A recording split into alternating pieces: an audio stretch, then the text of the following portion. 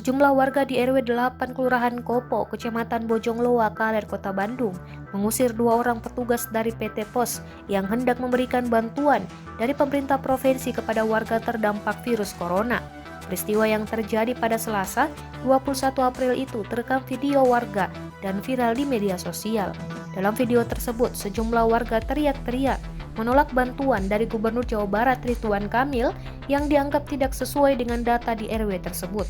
Camat Bojongloa Kaler, Kota Bandung, Ai Sutarsa mengatakan penolakan terjadi karena pemberian bantuan hanya ditujukan kepada 2 kepala keluarga, sedangkan warga lainnya yang membutuhkan bantuan di RW tersebut cukup banyak. Ai menuturkan saat 2 petugas pos itu menanyakan alamat, warga yang berada di lokasi balik bertanya tujuan keduanya datang ke RW tersebut.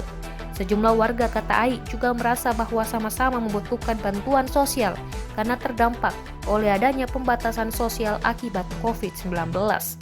Pada akhirnya Ketua RW juga memutuskan untuk menolak bantuan sosial yang ditujukan kepada 2 orang warganya.